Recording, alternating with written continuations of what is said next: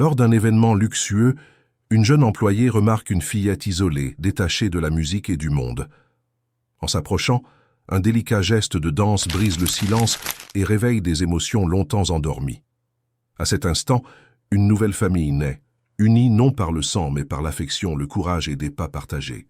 Le soleil de l'après-midi baignait les jardins de l'hôtel particulier des Tilleuls, une imposante demeure du 16e arrondissement, l'un des quartiers les plus exclusifs de Paris. Le lieu, habituellement silencieux et réservé, était envahi par le brouhaha élégant de cadres en tenue de soirée. Tech France, l'une des plus grandes entreprises technologiques du pays, célébrait son 20e anniversaire avec un événement destiné aux investisseurs, partenaires et employés de haut rang. Béatrice Olivier, 28 ans, observait tout cela avec un mélange d'admiration et de nervosité. Récemment embauchée comme spécialiste en développement de l'enfant pour le programme de responsabilité sociale de l'entreprise, c'était son premier jour officiel. Ses cheveux bouclés attachés en un chignon discret, vêtue d'une robe bleu marine simple mais élégante, elle tentait de paraître à l'aise parmi des personnes qui brassaient des millions d'une simple poignée de main. Béatrice, venez rencontrer quelques personnes, l'appela Martine Prado, la directrice des ressources humaines, la guidant à travers des groupes de conversations animés. Voici Richard, notre directeur financier, et voici Louise, du marketing. Béatrice souriait et serrait des mains, répétant des noms qu'elle savait qu'elle oublierait en quelques minutes. Son regard, cependant, fut captivé par quelque chose d'inhabituel dans un coin du vaste salon. Une fillette qui ne devait pas avoir plus de 8 ans, assise seule près d'une des immenses fenêtres donnant sur le jardin. Elle portait une délicate robe rose, mais l'ourlet était légèrement froissé, ses souliers vernis légèrement poussiéreux. Dans ses mains, une petite boîte à musique dont elle tournait la manivelle sans cesse. « Qui est cet enfant ?» demanda discrètement Béatrice à Martine. « Ah !» Martine hésita, baissant la voix.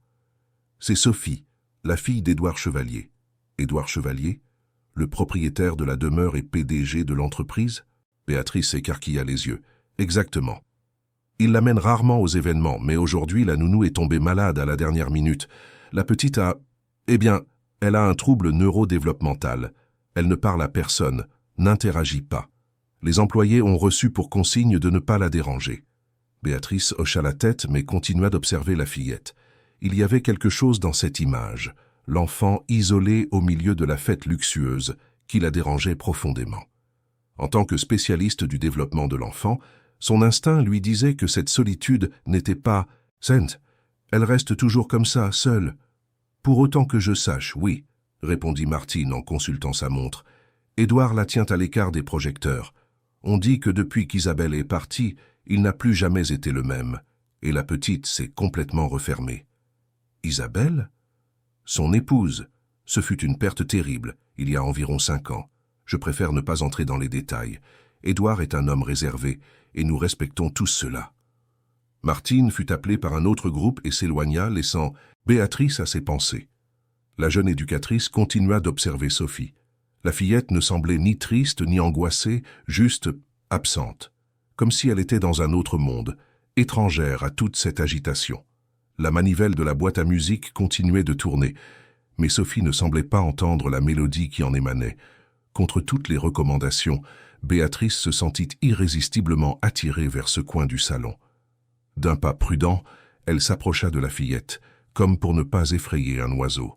« Bonjour, Sophie », dit-elle doucement, s'accroupissant pour se mettre à la hauteur de ses yeux. « Je suis Béatrice.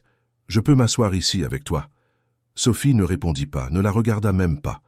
Elle continuait de tourner la manivelle de la boîte à musique avec des mouvements précis et répétitifs. Béatrice s'assit à une distance respectueuse. « Quelle jolie musique !» commenta-t-elle, inclinant légèrement la tête pour écouter. « On dirait une valse. » Pendant un bref instant, les doigts de Sophie cessèrent de tourner la manivelle. Ses yeux, d'un brun profond, se déplacèrent légèrement en direction de Béatrice, mais retournèrent bientôt se fixer dans le vide. « Tu aimes danser, Sophie ?» demanda Béatrice plus par intuition que par une quelconque raison logique. La fillette resta silencieuse, mais ses doigts tapotèrent légèrement sur la boîte à musique. « J'adorais danser quand j'étais petite, » poursuivit Béatrice. « Je n'étais pas très douée pour être honnête, mais je m'amusais beaucoup. » Elle sourit, se remémorant. Parfois, la danse dit des choses que les mots ne peuvent pas exprimer. Sophie tourna lentement la tête en direction de Béatrice. Ses yeux l'observaient maintenant avec une intensité surprenante. Dans un élan, Béatrice tendit la main. « Voudrais-tu danser avec moi ?»« Juste un petit peu ?» Le salon continuait de bourdonner. Personne ne semblait remarquer ce qui se passait dans ce coin discret. Sophie regarda la main tendue de Béatrice, puis la boîte à musique, et de nouveau Béatrice. Après ce qui parut une éternité, la fillette posa sa petite main sur celle de la jeune éducatrice. Le cœur de Béatrice s'accéléra. Avec délicatesse, elle se leva, tenant toujours la main de l'enfant. Sophie laissa la boîte à musique sur le siège et permit à Béatrice de la conduire vers un espace libre, pas très loin, mais à l'écart du passage des « invités ». « Suivons la musique dans ta tête », suggéra Béatrice. « Ça peut être n'importe laquelle que tu aimes. » Sophie resta immobile quelques secondes, puis, très subtilement, elle commença à se balancer. Ce n'était pas exactement une danse, mais un mouvement rythmique, presque imperceptible. Béatrice l'accompagna, s'adaptant au rythme silencieux de la fillette. Progressivement, les mouvements de Sophie devinrent plus définis. Un petit pas de côté, une pirouette contenue. Béatrice la suivait avec des mouvements légers, n'imposant jamais, suggérant seulement. En quelques minutes, elle dansait une valse silencieuse, créée sur le moment. C'est alors que Béatrice remarqua que le brouhaha du salon avait diminué. Des regards curieux se tournaient vers le coin où elle dansait. Certains invités chuchotaient, d'autres observaient, avec des expressions variant de la surprise à l'émotion. « On dirait qu'on a un public », murmura Béatrice en souriant à Sophie. La fillette ne répondit pas verbalement, mais ses yeux étaient plus vifs maintenant et ses pas plus assurés. Pour la première fois, un léger sourire s'esquissa sur ses lèvres. C'est à ce moment que Béatrice remarqua la silhouette imposante qui s'approchait. Grand, les tempes grisonnantes, un costume impeccablement coupé, Édouard Chevalier avait une présence qui commandait naturellement l'attention. Son visage, bien que marqué par des rides de préoccupation constante, était indubitablement beau. Mais ce qui attira le plus l'attention de Béatrice, ce furent ses yeux, exactement comme ceux de Sophie, profonds et intenses. Édouard s'arrêta à quelques pas d'elle, observant avec une expression indescriptible. Ce n'était pas de la colère, ni vraiment de la surprise. C'était comme s'il voyait un fantôme. Béatrice sentit son corps se glacer. Elle avait désobéi à la consigne explicite de ne pas interagir avec la fillette. Maintenant, elle allait faire face aux conséquences devant le PDG de l'entreprise, lors de son premier jour de travail. « Excusez-moi, monsieur Chevalier », commença-t-elle, ralentissant les pas de la danse. « Je ne voulais pas... »« N'arrêtez pas », dit-il, d'une voix basse et contrôlée. Béatrice hésita, confuse. « S'il vous plaît », ajouta Édouard sur un ton qui était presque une supplique. « Continuez. » Obéissant, Béatrice reprit la danse douce avec Sophie, qui semblait indifférente à la présence de son père et à l'attention soudaine qu'elle recevait. Édouard Chevalier resta immobile, observant chaque mouvement. Les invités, sentant la tension dans l'air, retournèrent discrètement à leur conversation, bien que de nombreux regards curieux se dirigeassent encore vers le trio. Après quelques minutes, la danse silencieuse prit fin naturellement. Sophie lâcha la main de Béatrice et retourna à son siège, reprenant la boîte à musique comme si de rien n'était. Édouard s'approcha de Béatrice. « Quel est votre nom ?» demanda-t-il sur un ton qui ne révélait pas ses émotions. « Béatrice Olivier, monsieur. J'ai été embauchée aujourd'hui pour le programme de responsabilité sociale, » répondit-elle, essayant de garder son sang-froid. « Béatrice ?» répéta-t-il en la regardant intensément. « J'aimerais vous parler dans mon bureau, s'il vous plaît. » Ce n'était pas une demande qui pouvait être refusée. Le cœur battant, Béatrice acquiesça et suivit Édouard à travers le salon, sentant des dizaines de regards curieux dans son dos. Le bureau d'Édouard se trouvait au premier étage de la demeure, à l'écart du bruit de la fête. C'était un environnement élégant mais sobre, avec des bibliothèques couvrant un mur entier et une vue privilégiée sur les jardins. Béatrice remarqua l'absence de photographies de famille. Seuls des tableaux abstraits et des prix d'entreprise décorèrent l'endroit. Édouard ferma la porte et indiqua un fauteuil à Béatrice. Il ne s'assit pas, lui-même préférant rester debout près de la fenêtre. « Ce que vous avez fait en bas, commença-t-il, était extraordinaire. Si cette histoire vous a intéressé, n'oubliez pas de vous abonner à notre chaîne et dites-nous de quelle ville vous nous regardez. Nous continuons. Je vous promets que ce sera la meilleure histoire que vous entendrez de votre vie. Béatrice resta silencieuse, ne sachant comment répondre. Édouard la fixait avec une intensité déconcertante.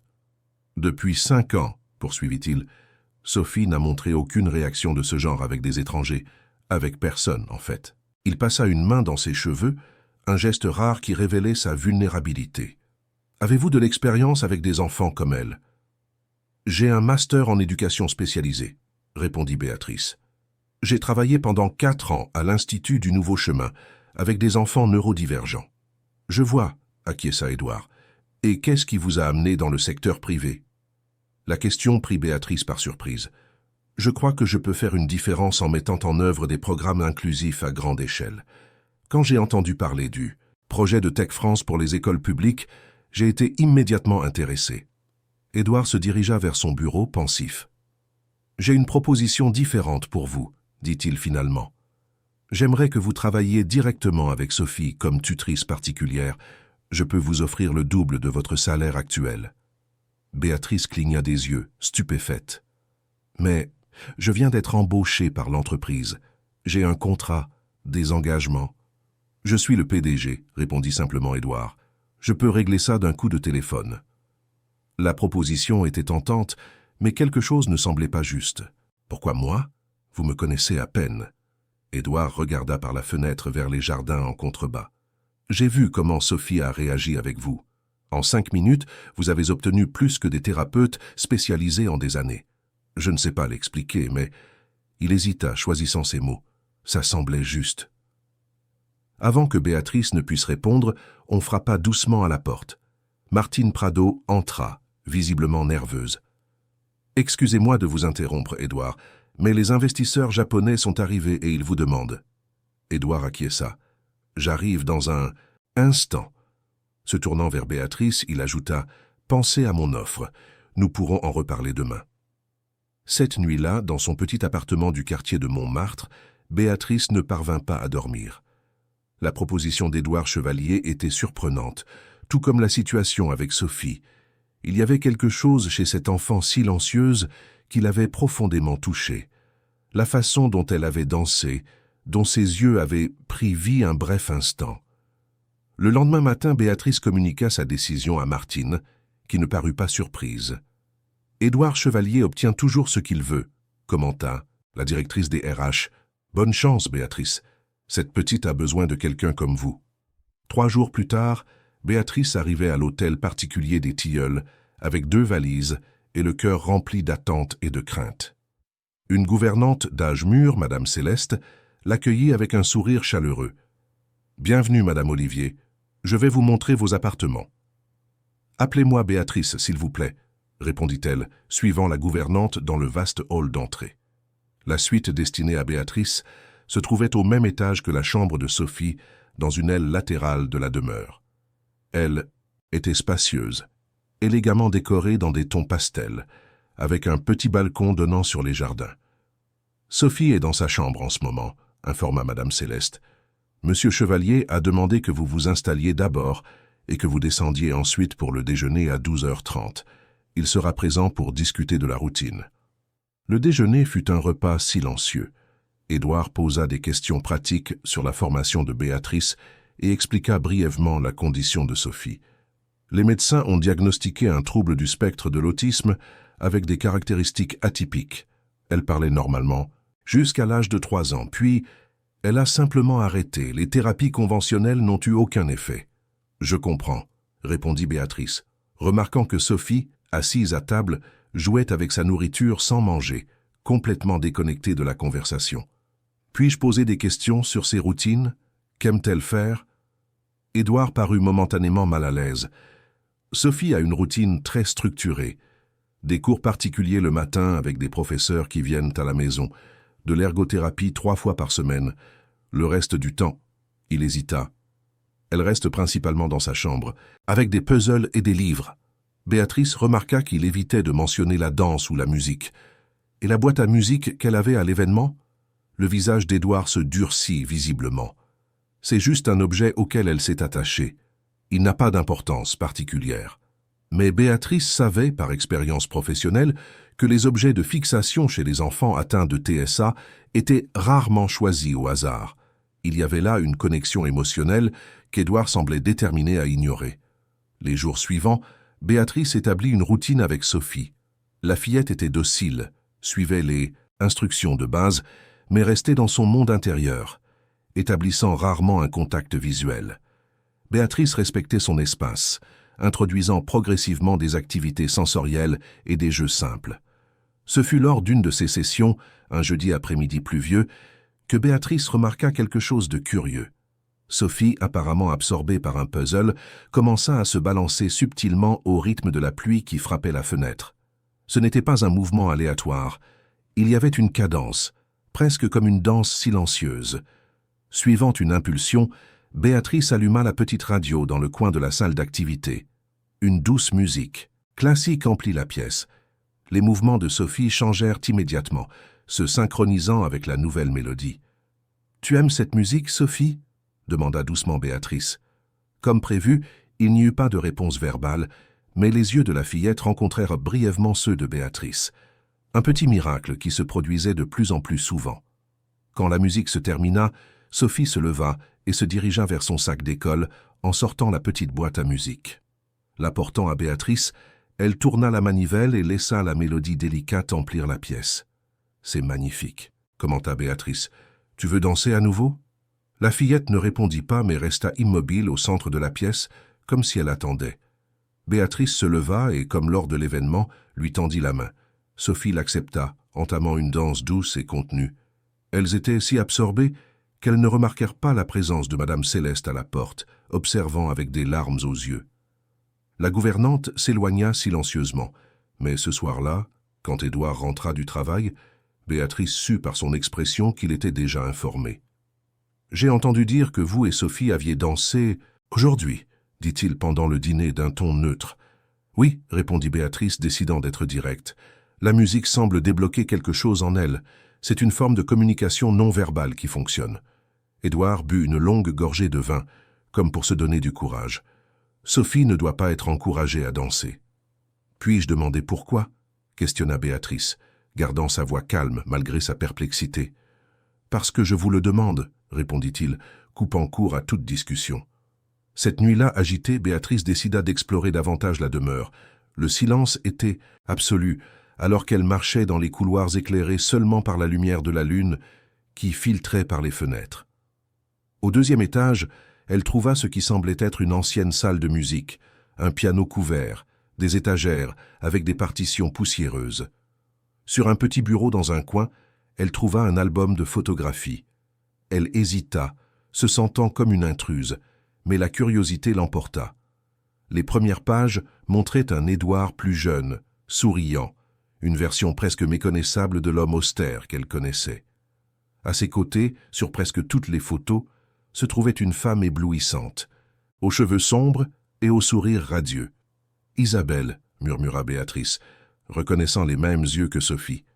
En feuilletant l'album, Béatrice découvrit davantage. Isabelle sur une scène, portant un tutu. Isabelle avec un groupe de danseurs. Isabelle recevant des fleurs après une représentation, avec Opéra Garnier 2012, écrit en légende. La dernière page contenait une photo qui coupa le souffle à Béatrice. Isabelle, apprenant à une Sophie d'environ 3 ans à faire une pause de ballet, toutes deux riant. Le bonheur sur cette image était presque palpable. « Qu'est-ce que vous faites ici ?» La voix sévère d'Édouard la fit sursauter. Il se tenait à la porte portant encore son costume de travail, le visage un masque d'irritation. « Pardon. » Béatrice ferma rapidement l'album. « J'étais juste en train de... »« Cette partie de la maison est interdite, » dit-il en s'approchant et en lui prenant l'album des mains. « Je pensais avoir été clair lors de la visite. »« En fait, vous n'avez pas mentionné cette pièce, » répondit Béatrice, retrouvant son sang-froid. Puis, décidant de prendre un risque, elle ajouta « Elle était danseuse. » « N'est-ce pas ?»« Isabelle. » Le nom sembla frapper Édouard comme un coup physique. Pendant un instant, son masque de contrôle vacilla. « Cela n'a aucun rapport avec votre travail avec Sophie, » répondit-il finalement. « Si, ça en a un, » insista Béatrice. « Sophie réagit à la musique et à la danse d'une manière qui ne répond à rien d'autre. Maintenant, je comprends pourquoi. Édouard rangea l'album dans un tiroir, le fermant à clé avec une petite clé qu'il portait dans sa poche. Je ne discuterai pas de cela, la danse n'a plus sa place dans cette maison. Mais elle a clairement sa place en Sophie, argumenta Béatrice. Elle garde cette boîte à musique comme un trésor. La mélodie signifie quelque chose de spécial pour elle. Assez. Le mot résonna dans la pièce vide. Édouard prit une profonde inspiration, se ressaisissant. Pardon, mais j'ai besoin que vous respectiez mes décisions concernant l'éducation de ma fille. Même si ces décisions l'empêchent de s'exprimer de la seule manière qui semble fonctionner pour elle. Le silence qui suivit était chargé de tension. Finalement, Édouard parla, d'une voix basse et contrôlée. « Béatrice, je vous remercie de votre enthousiasme, mais vous n'êtes ici que depuis une semaine. Vous ne connaissez pas toute l'histoire. »« Alors, racontez-la moi, » demanda-t-elle. « Aidez-moi à comprendre. » Il regarda par la fenêtre, la nuit au dehors. Un instant, il sembla qu'il allait s'ouvrir, mais sa posture se raidit à nouveau. « Il est tard. Nous avons tous les deux besoin de nous reposer. Bonne nuit, Béatrice. » Et sur ce, il partit, la laissant seule avec des questions sans réponse et la certitude croissante que la clé pour aider Sophie était d'une manière ou d'une autre liée au passé qu'Édouard tentait si désespérément d'enterrer. Le lendemain, alors qu'elle travaillait avec Sophie sur des activités sensorielles, Béatrice remarqua quelque chose sur la boîte à musique que la fillette portait toujours sur elle. Quand Sophie alla aux toilettes accompagnée de Madame Céleste, Béatrice examina l'objet plus en détail. En le retournant, elle découvrit une gravure sur le dessous. « Pour Claire, qui danse parmi les étoiles, avec un amour éternel, Isabelle. » Claire. Un nom qu'elle n'avait jamais entendu auparavant. Qui pouvait être Claire et pourquoi la boîte à musique de Mise-en-Scène? Sophie aurait-elle une dédicace pour une autre personne?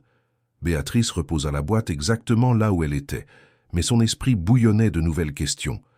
Il y avait plus dans cette histoire qu'Édouard n'était disposé à révéler, et elle était déterminée à découvrir la vérité, non par curiosité mais parce qu'elle sentait de plus en plus intensément que la guérison du silence de Sophie en dépendait. La découverte du nom « Claire », gravé sur la boîte à musique, devint une pièce maîtresse du puzzle que Béatrice tentait d'assembler. Pendant les 2 semaines suivantes, elle continua son travail avec Sophie, respectant officiellement l'interdiction d'Édouard concernant les activités de danse, mais observant attentivement comment la fillette réagissait aux stimuli musicaux lors d'autres activités. Sophie montrait une sensibilité extraordinaire au rythme. Pendant les séances d'art-thérapie, ses dessins gagnaient en couleur et en définition lorsqu'il y avait de la musique en fond sonore. Ses mouvements devenaient plus fluides, moins rigides, et le contact visuel, encore rare et bref, se produisait plus fréquemment. Béatrice documentait méticuleusement chaque réaction, construisant un dossier à présenter à Édouard lorsque le moment serait venu. Entre-temps, elle essayait d'en apprendre davantage sur le passé de la famille sans éveiller les soupçons. Ce fut Madame Céleste qui, par inadvertance, offrit le premier indice significatif. Un matin, alors qu'elle aidait à ranger du matériel dans la salle d'activité, la gouvernante parla d'une vieille boîte de cassettes vidéo qu'elle avait trouvée en nettoyant le grenier. Elles étaient dans une malle que personne n'avait ouverte depuis des années, expliqua-t-elle. Ce sont des enregistrements des spectacles de Madame Isabelle à l'Opéra Garnier. Monsieur Édouard a tout fait ranger, mais j'ai pensé que vous aimeriez peut-être les voir. Pour mieux comprendre notre Sophie, Béatrice hésita. Regarder ces vidéos, sans autorisation, semblait une intrusion dans la vie privée, encore plus grande que de feuilleter l'album photo. D'un autre côté, toute information pourrait être cruciale pour aider Sophie. Il n'a pas besoin de le savoir, ajouta Madame Céleste avec un regard complice. Nous ne voulons tous que le meilleur pour la petite. Cet après-midi-là, pendant que Sophie se reposait et qu'Édouard était à son bureau à Paris, Béatrice regarda les enregistrements sur son ordinateur portable. L'écran montrait une Isabelle Chevalier éblouissante, exécutant à la perfection les pas du Lac des Cygnes. Sa grâce et sa présence sur scène étaient hypnotiques. Dans un autre enregistrement, plus informel, Isabelle s'entraînait dans un studio privé, riant en essayant d'enseigner des pas de base à un Édouard visiblement maladroit. Le contraste entre cet homme souriant et l'homme d'affaires sévère que Béatrice connaissait était saisissant. La dernière vidéo, cependant, fut celle qui lui fit retenir son souffle. Isabelle, vêtue d'une simple robe, dansait avec une Sophie d'environ 3 ans, tenant ses petites mains tout en tournant doucement. La mélodie en fond sonore était exactement la même que celle de la boîte à musique. « Montre à Mamie Claire comme « Tu danses bien », disait Isabelle dans la vidéo, tandis que la caméra se déplaçait pour montrer une dame âgée assise dans un fauteuil, applaudissant les larmes aux yeux. Claire, la grand-mère de Sophie, la mère d'Isabelle. La pièce du puzzle s'emboîta. La boîte à musique avait probablement appartenu à Claire avant d'être transmise à Sophie.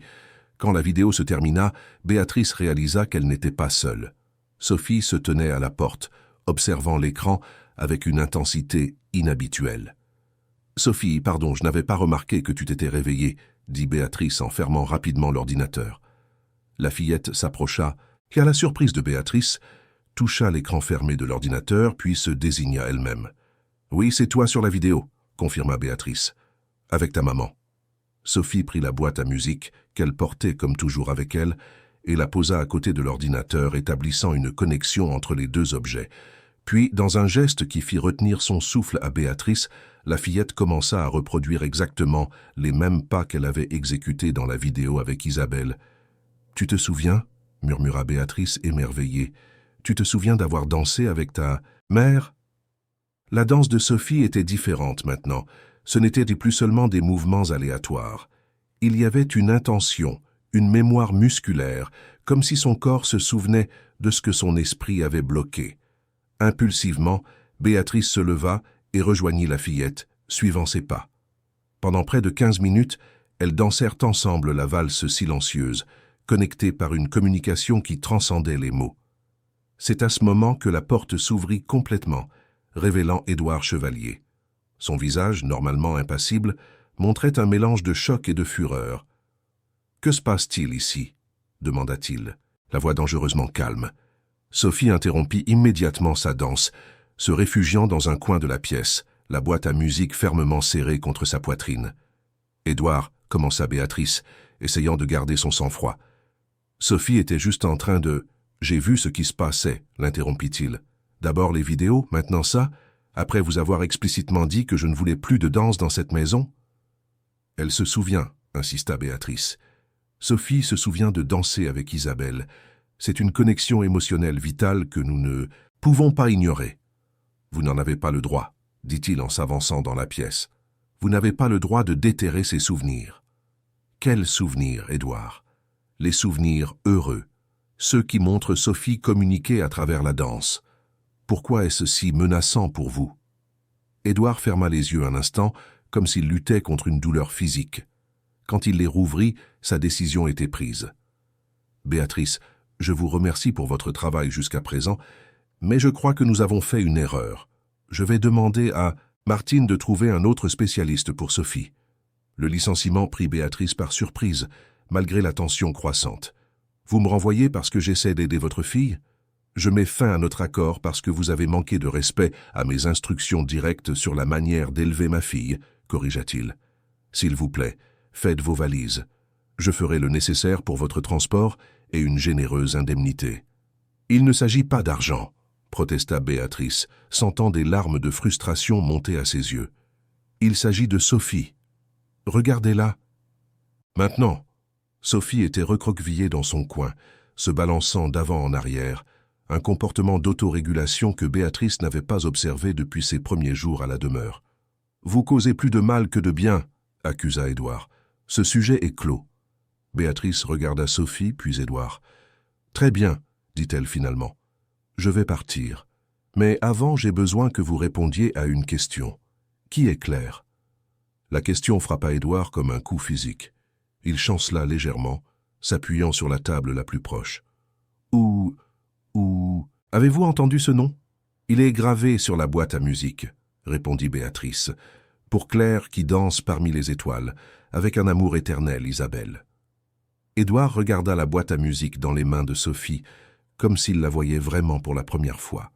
Claire était la mère d'Isabelle, dit-il finalement, la voix à peine audible. Sophie l'adorait. Elle... Il s'arrêta, incapable de continuer. « Édouard » Béatrice fit un pas vers lui, adoucissant sa voix. « Qu'est-il arrivé à votre famille ?» Pendant un instant, il sembla qu'il allait répondre. Son visage montra une vulnérabilité que Béatrice n'avait jamais vue. Mais ensuite, comme une porte qui se ferme, son expression se durcit à nouveau. « S'il vous plaît, faites vos valises. Le chauffeur sera disponible dans 2 heures. » Et sur ce, il sortit, laissant Béatrice avec Sophie qui continuait son balancement rythmique dans le coin de la pièce, serrant la boîte à musique contre sa poitrine. Vaincue, Béatrice s'agenouilla à côté de la fillette. « Je suis désolée, Sophie, j'ai essayé. » À sa grande surprise, Sophie tendit la main et toucha son visage, un geste de connexion qui coupa le souffle à Béatrice. Ce n'était pas juste un contact, c'était une communication. Il y avait une conscience dans les yeux de la fillette, une compréhension qui transcendait sa condition. Puis Sophie ouvrit la boîte à musique et, pour la première fois en présence de Béatrice, tourna la manivelle elle-même, laissant la mélodie emplir la pièce. Ce geste délibéré fut la confirmation dont Béatrice avait besoin. Il y avait un chemin pour Sophie, à travers la musique et la danse. Si Édouard ne pouvait pas le voir, c'est peut-être qu'il était aveuglé par sa propre douleur. 2 heures plus tard, Béatrice finissait de faire ses valises, le cœur lourd. Elle décida de laisser un mot pour Édouard, même si elle savait qu'il serait probablement ignoré. Elle écrivit avec soin.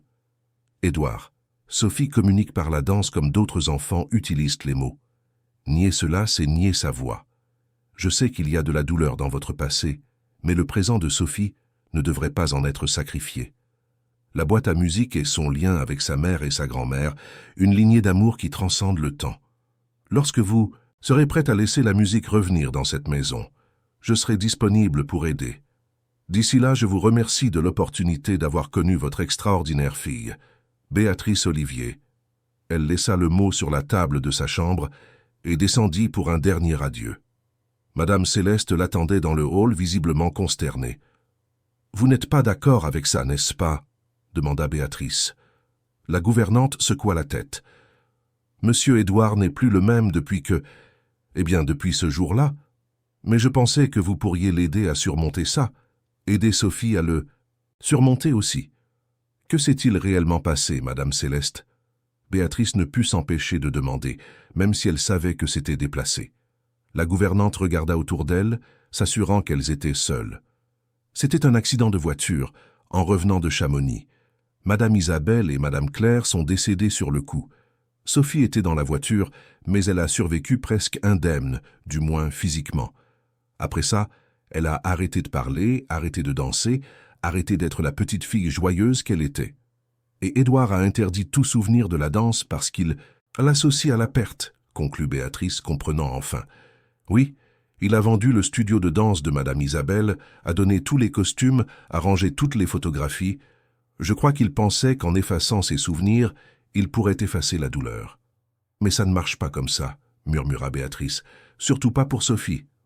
Non, acquiesça Madame Céleste, la petite a besoin de ses souvenirs, c'est tout ce qu'elle a de sa mère. Le son du klaxon interrompit la conversation. Le chauffeur était arrivé. Béatrice serra la gouvernante dans ses bras, lui demandant de prendre soin de Sophie. Puis, le cœur lourd, elle monta dans la voiture qui la ramènerait à Paris, à son petit appartement de Montmartre et à la vie qu'elle avait laissée derrière elle quelques semaines plus tôt. Ce qu'elle ne savait pas, c'est qu'à ce moment précis, Édouard Chevalier était dans son bureau, lisant et relisant son mot, des larmes non versées dans les yeux, et que Sophie, dans sa chambre, dansait seule au son de la boîte à musique, pour la première fois depuis le jour où sa vie avait changé pour toujours. 3 jours passèrent sans nouvelles de l'hôtel particulier des Tilleuls. Béatrice reprit contact avec d'anciens collègues, commençant à chercher un nouvel emploi, essayant d'ignorer le vide qu'elle ressentait depuis qu'elle avait quitté Sophie. Pendant ces nuits d'insomnie, elle repassait mentalement chaque moment avec la fillette, chaque petit progrès, se demandant si elle aurait pu faire plus, si elle aurait pu convaincre Édouard de voir au-delà de sa douleur. Le soir du 3e jour, la sonnette de son appartement retentit. Béatrice, déjà en pyjama et se préparant pour une autre nuit agitée, s'étonna de cette visite tardive. Elle regarda par le Judas et son cœur s'emballa. Édouard Chevalier se tenait dans le couloir, tenant le mot qu'elle avait laissé. Les mains tremblantes, elle ouvrit la porte. « Édouard » Il semblait épuisé, avec des cernes profonds et une barbe naissante, une image bien différente du PDG toujours impeccable. « Je peux entrer ?» demanda-t-il, la voix rauque. Béatrice s'écarta pour le laisser entrer. Son petit appartement, avec ses meubles simples et ses murs couverts de livres, semblait encore plus petit avec la présence imposante d'Édouard. « Désolé d'arriver comme ça, » commença-t-il, restant debout, au milieu du salon. « Mais après avoir lu votre mot, je n'ai pas pu m'arrêter de penser. » Béatrice indiqua le canapé où ils s'assirent tous les deux. « Il est arrivé quelque chose à Sophie ?» demanda-t-elle inquiète. « Elle a arrêté de manger ?» répondit Édouard en se frottant le visage avec ses mains. « Pas complètement, mais presque. Elle refuse de sortir de sa chambre et... » Il hésita. « La boîte à musique ne s'arrête pas de jouer, jour et nuit. Elle communique, » expliqua Béatrice, « de la seule manière qu'elle peut. » Édouard acquiesça lentement. « Je crois que vous aviez raison. Et j'ai peur, Béatrice. » « Peur de quoi ?» Il la regarda, et pour la première fois, Béatrice vit clairement la douleur dans les yeux sombres d'Édouard, la même douleur qu'elle avait vue dans les yeux de Sophie. Peur de me souvenir, peur d'aller de l'avant, peur de perdre Sophie aussi. Ainsi commença une conversation qui durerait jusqu'à l'aube. Édouard s'ouvrit enfin sur l'accident, sur la façon dont il avait trouvé Sophie à l'hôpital, physiquement presque indemne mais émotionnellement dévastée, agrippée à la boîte, la musique que Claire gardait toujours avec elle. La boîte était à Claire, expliqua-t-il. Isabelle la lui avait offerte quand elle avait décidé de faire carrière dans le ballet, contre la volonté de son père. C'était un symbole de la liberté que Claire n'avait jamais eue, mais qu'elle avait assurée à sa fille. Béatrice écoutait, permettant à Édouard de libérer enfin des années de douleur contenue. Il parla de sa rencontre avec Isabelle lors d'une représentation à l'Opéra Garnier, de comment il était tombé amoureux de son énergie et de sa passion pour la vie, de leur mariage malgré les objections de ses parents conservateurs, qui ne voyaient aucun avenir dans une relation avec une danseuse. « J'aimais la danse parce que j'aimais Isabelle », avoua Édouard, alors que le soleil commençait à se lever par les fenêtres du petit appartement de Béatrice. « Après l'accident, je ne pouvais plus le supporter. Chaque note de musique était comme un couteau. » Béatrice servit une autre tasse de café. « Et Sophie, lui avez-vous demandé ce qu'elle ressentait ?» Édouard baissa les yeux. « Comment aurais-je pu ?» Elle a arrêté de parler. Les médecins ont dit que c'était un mutisme sélectif, une réponse au traumatisme. Au début, nous avons essayé des thérapies conventionnelles, mais rien ne fonctionnait. Avec le temps, je crois que j'ai accepté son silence comme permanent. Mais elle n'a jamais cessé de communiquer, souligna Béatrice. Elle a juste changé de méthode. La danse est son langage maintenant. Édouard. Il resta silencieux un long moment. « Que dois-je faire ?» demanda-t-il finalement. « Laissez-la danser », répondit simplement Béatrice. « Laissez-la se reconnecter avec cette partie d'elle-même et avec le souvenir de sa mère. » La vulnérabilité sur le visage d'Édouard était palpable. « Je ne sais pas si j'en suis capable. Voir Sophie danser, c'est comme voir un fantôme d'Isabelle. »« Ce n'est pas un fantôme, » corrigea doucement Béatrice. « C'est un héritage. C'est la vie, Édouard. » Les premières lueurs du matin illuminaient le petit salon, créant des ombres et soulignant les expressions épuisées de tous deux après cette nuit de confession. Édouard se leva, se dirigeant vers la fenêtre. « Reviendriez-vous » demanda-t-il toujours de dos. « Pour aider Sophie, et peut-être moi aussi ?» Béatrice n'hésita pas. « Ah oui !» Cet après-midi-là, Béatrice retourna à l'hôtel particulier des Tilleuls. Sophie, en la voyant entrer, laissa tomber le puzzle avec lequel elle jouait sans enthousiasme et courut dans ses bras, le premier câlin spontané qu'elle avait donné à quelqu'un depuis l'accident. « Tu m'as manqué aussi », murmura Béatrice émue. Madame Céleste, observant la scène, ne put retenir ses larmes. Édouard resta à distance, visiblement mal à l'aise, mais n'intervint pas. Les jours suivants, Béatrice mit en place un programme progressif qui intégrait des éléments de danse-thérapie dans les séances avec Sophie. Elles commencèrent par des mouvements, simples, improvisés, sans attente ni structure. La fillette répondit avec un enthousiasme croissant, utilisant son corps pour exprimer ce que les mots ne pouvaient pas. Édouard assistait occasionnellement, toujours depuis la porte, n'entrant jamais complètement dans la pièce. Son visage était un masque d'émotions contradictoires, douleur, nostalgie et un mince espoir. Un après-midi particulièrement productif, Béatrice eut une idée. « Sophie, et si on créait notre propre langage de danse? Chaque mouvement pourrait signifier quelque chose de différent. » La fillette inclina la tête, curieuse, tandis que Béatrice démontrait « Regarde, cette pirouette peut signifier « je suis heureuse » et ce mouvement vers le bas peut être « bonjour ». Sophie imita les gestes, puis, de manière surprenante, en créa un nouveau, un petit saut suivi d'un mouvement fluide des mains. « Qu'est-ce que ça signifie ?» demanda Béatrice, enchantée par l'initiative. La fillette répéta le mouvement, puis désigna Béatrice. « C'est à propos de moi ?» Elle sourit. « Peut-être que ça signifie Béatrice ?» Sophie acquiesça, un petit sourire se formant sur ses lèvres. Jour après jour, elles construisirent ce vocabulaire physique. Un mouvement pour oui, un autre pour non. Ça des gestes pour eau, nourriture, fatigué. Sophie apprenait rapidement, avide de cette nouvelle façon de se faire comprendre. Édouard, informé des progrès, commença à observer les séances plus longtemps, posant parfois des questions par la suite. « Elle comprend vraiment ce qu'elle fait ?» demanda-t-il une fois après que Sophie eut conversé avec Béatrice pendant près de 20 minutes par la danse. « Chaque mouvement est intentionnel, » assura Béatrice. « Elle crée du sens, Édouard, elle communique. Si vous appreniez aussi ce langage... » Il recula, pas encore prêt. Un pas à la fois. Un matin pluvieux, alors qu'elle travaillait dans la bibliothèque, Sophie fit quelque chose d'inattendu. Elle prit Béatrice par la main jusqu'à une étagère spécifique et pointa avec insistance vers le haut. Béatrice atteignit l'endroit indiqué et trouva, caché entre des livres de commerce, une copie usée de l'Histoire du ballet. « Tu veux lire ça ?» demanda-t-elle, surprise. Sophie secoua la tête négativement, puis ouvrit le livre, révélant ce qui était caché à l'intérieur. Une photographie d'Isabelle en costume de cygne blanc, avec une dédicace au dos. « Pour ma petite ballerine Sophie, qui un jour dansera dans les nuages comme moi. Tout mon amour, maman. » Béatrice retint son émotion. « Tu savais que c'était là depuis tout ce temps ?» Sophie fit le mouvement qui signifiait « oui », puis exécuta une séquence que Béatrice reconnaissait déjà comme « montrer à papa ». « Tu veux montrer ça à ton père ?» Béatrice hésita. « Tu es sûre ?» La fillette répéta le geste avec plus d'emphase. Ce soir-là, après que Sophie fut couchée, Béatrice apporta la photographie au bureau d'Édouard. Il l'examina longuement, traçant le contour du visage d'Isabelle avec son doigt. « Sophie a trouvé ça, » expliqua Béatrice, « et elle voulait que vous le voyiez. » « Pourquoi ?» Sa voix était presque inaudible. « Je pense qu'elle essaie de construire un pont, Édouard, entre le passé et le présent, entre vous deux. » Une semaine plus tard, Béatrice suggéra quelque chose d'audacieux. « J'aimerais avoir accès à l'ancien studio de danse d'Isabelle, s'il existe encore. » Édouard se tendit visiblement. « J'ai vendu le studio.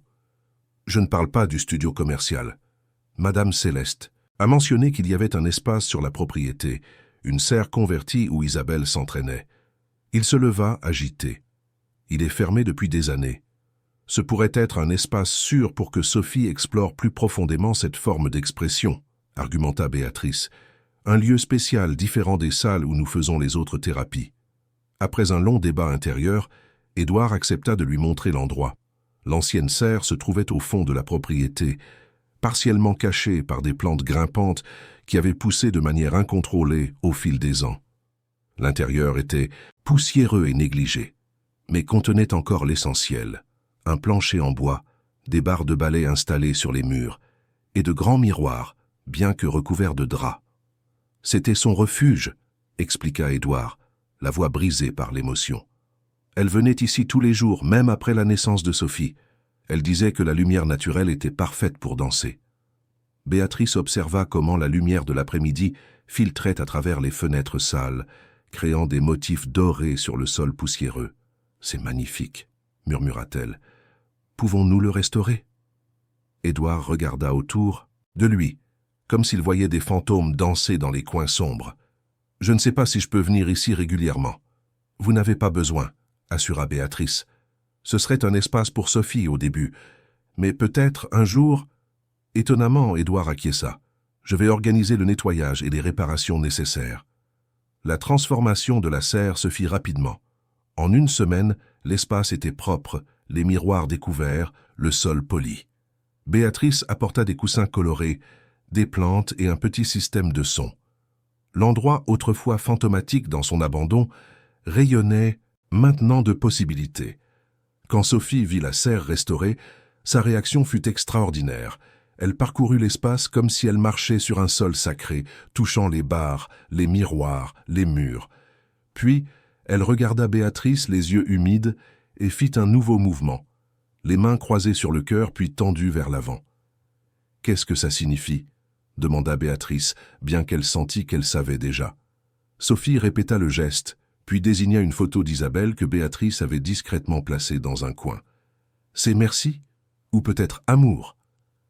La fillette fit le geste de oui, puis celui de montrer à papa à nouveau. « Tu veux que ton père voie cet endroit aussi ?» Un autre oui, plus emphatique. Béatrice hésita. « Il n'est peut-être pas prêt, Sophie. » La fillette fit un autre geste, des poings fermés qui s'ouvraient lentement, comme des fleurs s'épanouissant. C'était un nouveau mouvement que Béatrice ne reconnut pas. « Qu'est-ce que ça veut dire ?» Sophie répéta le geste, puis désigna une photo d'Édouard qui se trouvait à côté de celle d'Isabelle. « Ça a un rapport avec ton père ?» Sophie acquiesça, répéta le mouvement, puis fit le geste qui signifiait « temps ». « Du temps pour ton père ». Béatrice tenta d'interpréter. « Il a besoin de temps pour s'ouvrir, pour changer. » Un « oui » enthousiaste. Béatrice sourit, émerveillée par la sagesse de cet enfant de 8 ans que beaucoup considéraient comme limité. Les semaines suivantes, la serre devint le sanctuaire de Sophie. Là, sous la direction bienveillante de Béatrice, elle explorait des mouvements, créait des séquences, exprimait des émotions à travers son corps. Béatrice documentait tout, créant un dictionnaire de gestes qu'elle partageait avec Madame Céleste et les autres professionnels qui travaillaient avec la fillette. Édouard se tenait à distance, mais Béatrice remarquait sa curiosité croissante. Occasionnellement, elle le trouvait en train d'examiner le dictionnaire de gestes ou de regarder des vidéos des séances qu'elle enregistrait. C'était un progrès lent, mais constant. Une avancée significative vint d'un endroit inattendu. En fouillant le débarras de la demeure à la recherche de matériel pour des activités sensorielles, Béatrice trouva une boîte scellée avec le nom « Isabelle » écrit à la main. Elle hésita à l'ouvrir, mais son intuition lui disait qu'elle pourrait contenir quelque chose d'important. À l'intérieur, soigneusement emballée dans du papier de soie, se trouvait une paire de chaussons de ballet rose, visiblement usés, mais bien conservés. Une étiquette identifiait « Première paire professionnelle, débuts à l'Opéra 2009 ». Béatrice apporta sa découverte à Édouard, qui était dans son bureau. « J'ai trouvé ça », dit-elle simplement, posant la boîte sur la table. Édouard regarda les chaussons un long moment, puis les toucha avec révérence. Elle gardait toutes ses paires, elle disait que chacune racontait une histoire. « Édouard », Béatrice choisit ses mots avec soin. « Je pense que Sophie devrait avoir ses chaussons. » Il leva les yeux alarmés. « Ils sont trop petits pour elle. » Pas pour les porter nécessairement, mais comme un lien tangible avec sa mère, quelque chose qui a appartenu à Isabelle, qui faisait partie de sa passion. Édouard ferma les yeux, respirant profondément. Quand il les rouvrit, il y avait de la détermination dans son regard. « Je vais les lui donner moi-même. » Le lendemain matin, Édouard apparut dans la serre pour la première fois depuis sa restauration. Sophie était au milieu d'une séquence de mouvements avec Béatrice, mais s'arrêta immédiatement en voyant son père, les yeux écarquillés de surprise. « Je peux entrer ?» demanda-t-il hésitant. Sophie fit le geste de « oui » avec enthousiasme. Édouard s'approcha, tenant la boîte. « J'ai apporté quelque chose pour toi, ma fille. » La fillette regarda curieusement la boîte. Quand Édouard l'ouvrit, révélant les chaussons, Sophie resta immobile plusieurs secondes. Puis, les mains tremblant légèrement, elle toucha le tissu usé, les rubans, les pointes qui montrèrent les signes de l'effort d'innombrables représentations. Alors, à la stupéfaction de Béatrice et d'Édouard, Sophie serra les chaussons contre sa poitrine et se mit à pleurer, les premières larmes qu'elle versait depuis l'accident. Ce n'étaient pas des larmes de tristesse, mais de reconnaissance, de connexion, d'amour. Édouard s'agenouilla à côté de sa fille, incertain de la manière de réagir. Sophie, tenant toujours les chaussons d'un bras, utilisa l'autre pour faire le geste que Béatrice reconnut comme « câlin ». « Elle veut que tu la serres dans tes bras », traduisit Béatrice, émue. Édouard enveloppa sa fille dans ses bras, retenant ses propres larmes. « Je suis désolé, » murmura-t-il. « Je suis désolé d'avoir essayé de t'enlever ça. » La barrière avait été brisée. Les jours suivants, Édouard commença à participer timidement aux séances dans la serre. D'abord en observant seulement, puis en posant des questions, et finalement en essayant d'apprendre certains des gestes qui composaient le langage silencieux de Sophie. « C'est incroyable », commenta-t-il un après-midi, en observant Sophie exécuter une séquence complexe de mouvements. « Je n'avais jamais réalisé à quel point elle comprend, à quel point elle veut communiquer. »« Nous voulons tous être compris », répondit Béatrice. Sophie a juste trouvé un chemin différent. Ce fut Édouard qui suggéra, à la surprise de Béatrice, d'organiser une petite représentation. « Juste pour nous et quelques personnes proches », expliqua-t-il, pour célébrer ses progrès et pour honorer Isabelle. Le projet devint rapidement le centre d'attention de toute la maison.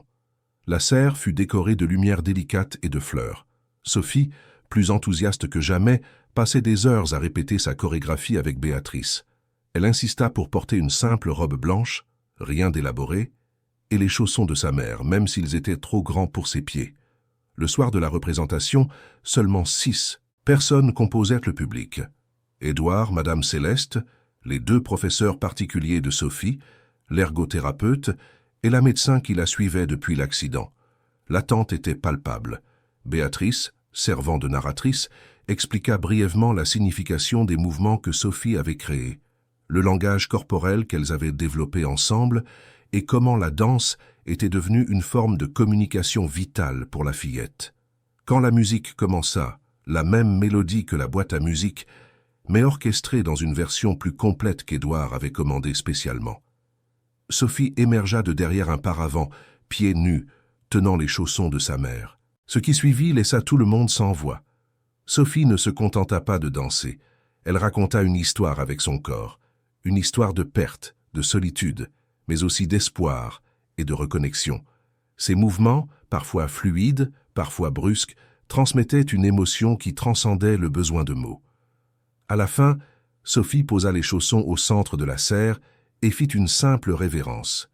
Le public, ému, l'applaudit debout. Édouard, des larmes coulant librement sur son visage, fut le premier à se lever et à aller vers sa fille. Sophie regarda son père, puis Béatrice, qui observait à distance. La fillette fit un geste l'appelant à les rejoindre. Quand Béatrice s'approcha, Sophie prit sa main et celle d'Édouard, les unissant. Puis, elle fit le geste qui signifiait « famille ». Aucun mot n'aurait pu mieux exprimer ce qui se passait à ce moment-là. Une guérison qui commençait, non seulement pour Sophie, mais pour eux tous. 1 mois après la représentation dans la serre, la vie à l'hôtel particulier des Tilleuls avait trouvé un nouveau rythme. Le langage gestuel de Sophie était devenu une partie du quotidien de la maison. Même les employés les plus récents apprenaient les mouvements de base pour communiquer avec la fillette. Béatrice coordonnait ce processus avec dévouement, créant des livrets illustrés et des séances de pratique pour tous. La relation entre Édouard et Sophie s'épanouit également, trouvant un équilibre qui semblait impossible depuis des années. Tous les soirs, avant de dormir, père et fille avaient leur moment spécial. Ils dansaient brièvement au son de la boîte à musique, une tradition qui avait commencé timidement, mais était vite devenue sacrée pour tous les 2. Quant à Béatrice, sa position dans la maison s'était transformée. Elle n'était plus seulement la tutrice de Sophie, mais une présence essentielle dans la vie de la famille. Sa relation avec Édouard évoluait progressivement, construite sur le respect mutuel et un objectif commun, le bien-être de Sophie.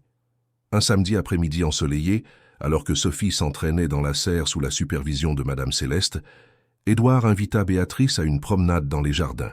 « J'ai beaucoup pensé à l'avenir », commenta-t-il, alors qu'il marchait parmi les rosiers parfumés, « à ce que nous pouvons faire de plus pour aider Sophie. »« Elle a fait des progrès incroyables, » répondit Béatrice. « Sa communication s'élargit chaque jour. »« Oui, mais je pense au-delà de ça. » Édouard s'arrêta regardant l'imposante demeure. Cette maison a été construite pour impressionner, pas pour accueillir. Isabelle disait toujours ça. Béatrice sourit, imaginant la franchise de la danseuse confrontant le monde des affaires d'Édouard. Elle avait raison, poursuivit-il, Et maintenant, je réalise que nous pouvons faire quelque chose de plus significatif avec tout cet espace, avec les ressources que nous avons. Qu'avez-vous en tête? Édouard se tourna vers elle, les yeux brillants d'une énergie que Béatrice avait rarement vue. Je veux créer une fondation au nom d'Isabelle, un centre d'art pour les enfants neurodivergents. Béatrice sentit une vague d'émotion. Édouard, ce serait merveilleux. Nous pourrions commencer ici même en utilisant la serre et d'autres zones de la propriété, expliqua-t-il enthousiaste. Ensuite, qui sait, nous pourrions nous étendre à d'autres endroits. Offrir de la danse, de la musique, des arts plastiques, toutes les formes d'expression qui sont souvent plus accessibles que les mots pour ces enfants. Vous transformeriez votre douleur en quelque chose d'extraordinairement positif, observa Béatrice, touchée par l'idée. Je ne le ferai pas seul, répondit Édouard, prenant les mains de Béatrice entre les siennes. J'aimerais que vous dirigiez le projet, Béatrice. Personne ne comprend mieux ce que nous essayons de créer. La proposition la prit par surprise. Moi? Mais mon expérience se limite à transformer des vies, l'interrompit doucement Édouard. Avoir des possibilités là où d'autres ne voient que des limitations. À apporter de la musique dans des maisons silencieuses. Les yeux de Béatrice s'embuèrent. La confiance qu'Édouard plaçait en elle était émouvante, mais il y avait quelque chose de plus dans cette invitation. Une reconnaissance du lien spécial qui s'était formé entre eux. « J'aurais besoin d'une équipe », commença-t-elle à planifier, déjà emportée par l'idée. Des thérapeutes, des éducateurs, des artistes. « Vous aurez tout ce dont vous avez besoin », assura Édouard. « Et plus important encore, vous aurez Sophie comme notre première ambassadrice. » La fillette, comme si elle sentait qu'on parlait d'elle, apparut en courant dans le jardin, suivie par Madame Céleste qui tentait de la suivre. Sophie s'arrêta devant eux, essoufflée et souriante, faisant une séquence rapide de gestes. Elle dit qu'elle a créé un nouveau mouvement et qu'elle veut nous le montrer, traduisit Béatrice. Édouard s'accroupit pour se mettre à la hauteur de sa fille. Nous sommes impatients de voir ça, ma princesse. Sophie exécuta un mouvement complexe qui impliquait une pirouette suivie d'un câlin imaginaire, se terminant par les mains tendues vers l'avant, comme pour offrir quelque chose. « C'est joli », commenta Édouard.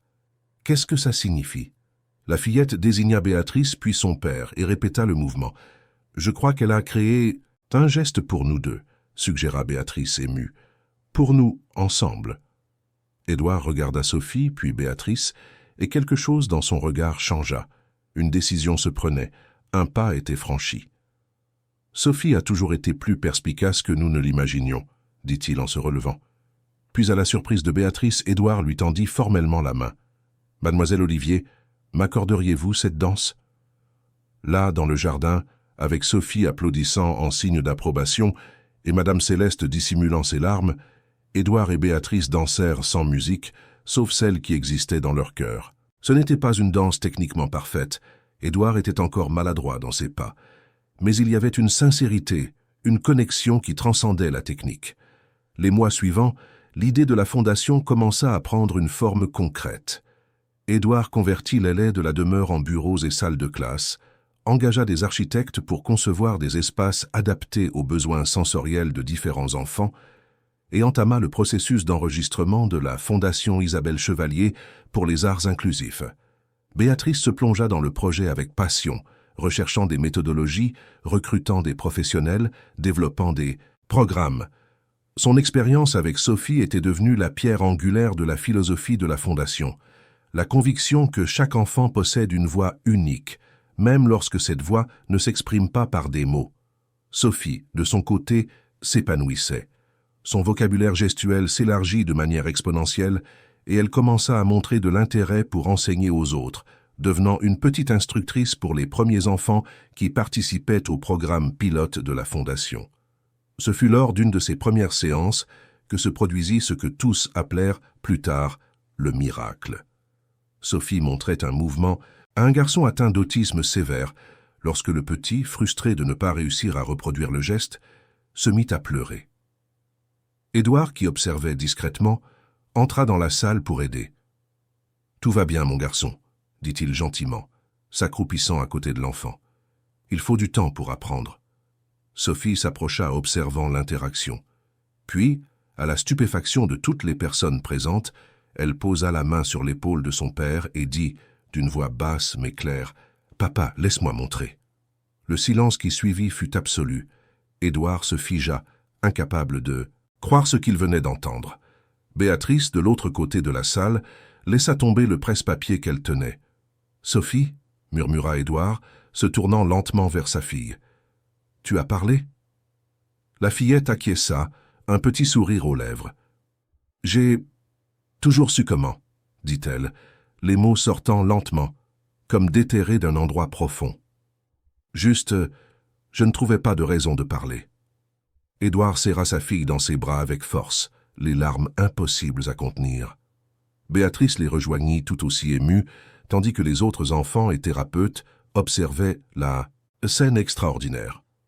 Plus tard, lorsque l'agitation initiale fut passée, les médecins expliquèrent que des cas comme celui de Sophie, bien que rares, se produisaient. Les enfants qui développaient un mutisme sélectif après de graves traumatismes pouvaient, éventuellement, reprendre la parole lorsqu'ils trouvaient un environnement sûr et une motivation suffisante pour se reconnecter avec cette compétence. Ce n'était pas un miracle médical, expliqua le neurologue de Sophie. C'était un miracle humain. Vous avez construit un environnement où elle se sent en sécurité pour s'exprimer à nouveau. Les jours suivants, Sophie parla davantage, toujours des phrases courtes et simples, souvent entremêlées de ses gestes de danse, qui restaient sa forme de communication préférée. Elle expliqua, à sa manière, qu'arrêter de parler n'avait pas été un choix conscient. Les mots avaient simplement disparu après l'accident, comme s'ils hibernaient dans un coin de son esprit.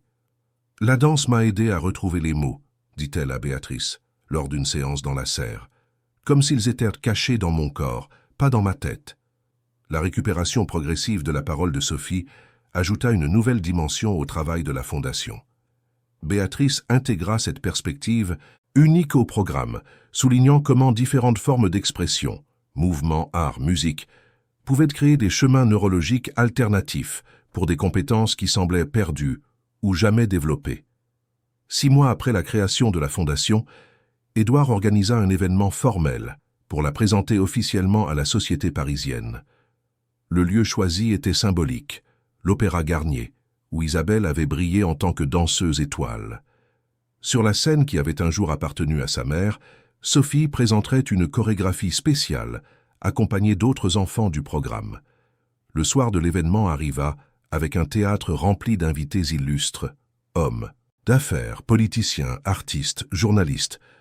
Béatrice, vêtue d'une élégante robe bleue, supervisait les derniers détails en coulisses, tandis qu'Édouard accueillait les invités dans le foyer. Parmi les présents se trouvaient de nombreux anciens collègues d'Isabelle du corps de ballet, émus de voir son héritage se poursuivre de manière si significative. Des spécialistes de l'éducation inclusive de toute la France étaient également venus, impatients de découvrir la méthodologie pionnière que la Fondation développait. Lorsque les lumières s'éteignirent et que le brouhaha cessa, Édouard monta sur scène pour un bref discours. « Bonsoir à tous », commença-t-il visiblement ému. « Il y a quelques années, j'ai perdu plus que ma femme dans cet accident. J'ai perdu ma capacité à écouter de la musique, à voir la beauté, à croire au nouveau départ. Et, à bien des égards, j'ai aussi perdu ma fille, qui s'est enfermée dans un monde silencieux où je ne pouvais pas l'atteindre. » Le public écoutait dans un silence respectueux. Isabelle disait toujours que la danse était une façon de rendre visible la musique de l'âme. Je ne comprenais pas vraiment ce que cela signifiait jusqu'à ce que Sophie, à travers sa danse silencieuse, commence à me le montrer. Et jusqu'à ce qu'une personne extraordinaire entre dans nos vies, avec assez de courage pour défier mes certitudes et assez de sagesse pour voir au-delà du silence. Édouard fit un geste en direction des coulisses et Béatrice, à contre-cœur, le rejoignit sur scène sous de chaleureux applaudissements. « Ce soir, poursuivit Édouard, tenant la main de Béatrice, nous célébrons non seulement le lancement d'une fondation, mais un chemin de guérison. Un rappel que, même dans les moments les plus sombres, la musique ne s'arrête jamais vraiment. Elle joue simplement sur des fréquences que nous devons réapprendre, à écouter. » Les rideaux s'ouvrirent, révélant Sophie au centre de la scène, vêtue d'une simple robe blanche et des chaussons qui avaient appartenu à sa mère, maintenant ajustés à sa taille. À ses côtés, 6 autres enfants présentant différentes conditions neurodivergentes, tous participant au programme pilote de la Fondation. La représentation qui suivit émut même les plus sceptiques. Ce n'était pas un spectacle techniquement parfait. Certains enfants hésitaient dans leurs mouvements, d'autres perdèrent parfois le rythme, mais l'authenticité et la joie pure étaient indéniables. Sophie menait le groupe avec une confiance surprenante, aidant discrètement ses camarades lorsque c'était nécessaire, faisant preuve d'une empathie que beaucoup considéreraient impossible pour une enfant avec son histoire. À la fin, lorsque les enfants firent leur révérence collective, le public explosa en applaudissements. Édouard et Béatrice rejoignirent le groupe sur scène et Sophie, dans un geste spontané qui arracha des soupirs émus aux spectateurs, prit le micro. « Je m'appelle Sophie Chevalier », dit-elle, sa voix petite mais claire, remplissant le théâtre à travers les haut-parleurs. « Quand j'ai perdu ma maman, j'ai aussi perdu ma voix, mais je n'ai jamais perdu la musique en moi. » Un silence respectueux s'installa dans le théâtre. « Ma mère disait toujours que la danse est la poésie du pied », poursuivit Sophie, avec une sagesse qui transcendait ses 9 ans. Aujourd'hui, nous dansons pour tous les enfants, qui cherchent encore leur propre poésie. Les applaudissements qui suivirent durèrent plusieurs minutes. Les journalistes prenaient des photos, les critiques sociaux prenaient des notes frénétiques, les sponsors potentiels échangeaient des cartes de visite. La Fondation Isabelle Chevalier pour les arts inclusifs était officiellement lancée, promettant de transformer la vie d'innombrables enfants. Plus tard dans la soirée, après le départ des invités et le retour des enfants chez eux, Édouard, Béatrice et Sophie restèrent dans le théâtre presque vide.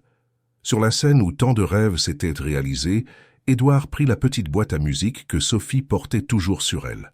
« Je crois qu'il est temps qu'elle joue à nouveau en public », dit-il en tournant la manivelle. La mélodie délicate emplit le théâtre, résonnant sur les murs historiques. Édouard tendit la main à Béatrice, qui l'accepta avec un sourire. Sophie les rejoignit, et tous les trois dansèrent ensemble sous l'unique projecteur qui restait allumé. Leurs ombres allongées se projetant sur le mur derrière eux, non plus 3 personnes séparées, mais une famille unie par quelque chose de plus fort que le sang, le choix, la persévérance et l'amour.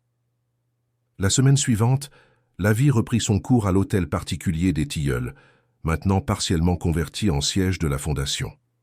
Des enfants arrivaient pour les cours chaque après-midi, apportant vie et mouvement à des espaces qui étaient restés vides pendant longtemps. La serre, autrefois un mausolée de souvenirs douloureux, débordait maintenant de rires et de musique. Un après-midi ensoleillé, alors que Sophie aidait une nouvelle élève à apprendre un mouvement simple, Édouard trouva Béatrice dans le jardin, organisant du matériel pour le prochain cours en plein air. « Les avocats ont finalisé les documents de la Fondation », commenta-t-il, s'asseyant à côté d'elle sur le banc de pierre. « Tout est officialisé. »« C'est merveilleux, » répondit Béatrice en souriant. Isabelle serait fière. Édouard acquiesça, regardant le ciel bleu d'automne. « J'ai beaucoup pensé au temps, Béatrice, à la façon dont il peut être à la fois si cruel et si généreux. »« Comment ça ?»« Cruel parce qu'il nous prend des gens que nous aimons, » expliqua-t-il. « Généreux parce que finalement il en amène d'autres qui nous aident à reconstruire. » Béatrice sentit ses joues rougir. Ces derniers mois, sa relation avec Édouard s'était approfondie, mais tous deux avaient maintenu une distance respectueuse, donnant la priorité au bien-être de Sophie et au développement de la Fondation. « Béatrice, » poursuivit Édouard, se tournant pour la regarder directement, « je sais que nos débuts ont été compliqués. Mais je veux que vous sachiez que ce que je ressens pour vous transcende la gratitude. C'est quelque chose que je ne m'attendais pas à ressentir à nouveau. » Avant qu'elle ne puisse répondre, Sophie arriva en courant, les yeux brillants d'excitation. « Papa, Bia, venez voir. Mariana a réussi à faire le mouvement qu'on répétait depuis des semaines. » Édouard sourit, prenant discrètement la main de Béatrice. « On arrive, ma princesse. » Ensemble, ils suivirent Sophie jusqu'à la serre, où une fillette d'environ 7 ans, atteinte du syndrome de Down, exécutait fièrement une pirouette parfaite. Les autres élèves applaudissaient avec enthousiasme, créant un cercle de soutien et de célébration. À ce moment, en observant la scène, Béatrice ressentit une certitude profonde. Elle avait trouvé sa place dans le monde, non seulement professionnellement, mais aussi émotionnellement. Cette famille improvisée, cette demeure transformée en refuge de guérison, cet héritage construit sur la douleur mais s'épanouissant dans la joie, tout cela faisait maintenant partie d'elle, tout comme elle faisait partie de tout cela. La musique de la boîte, qui avait un jour symbolisé la perte, berçait maintenant une nouvelle histoire. Une histoire de pas interrompus qui, finalement, avaient retrouvé leur rythme. Une histoire de silence transformée en danse, d'absence qui avait cédé la place à de nouvelles présences, de familles reconfigurées par l'amour et le choix. Alors qu'Édouard serrait Sophie d'un bras et gardait Béatrice près de lui de l'autre, la mélodie continuait, invisible mais palpable, reliant le passé, le présent et l'avenir dans une chorégraphie parfaite de rédemption. Chers auditeurs, nous espérons que l'histoire de Béatrice, Édouard et Sophie a touché vos cœurs. Pour poursuivre ce voyage émotionnel, nous avons préparé une playlist spéciale avec des histoires tout aussi captivantes. Retrouvez-la ici, en cliquant à gauche. Si vous avez aimé ce récit, n'oubliez pas de vous abonner à notre chaîne et de laisser un j'aime sur la vidéo. Chaque jour, nous vous proposons des histoires uniques qui explorent la complexité de la vie. Ne manquez pas nos prochains contenus. Nous sommes impatients de lire vos commentaires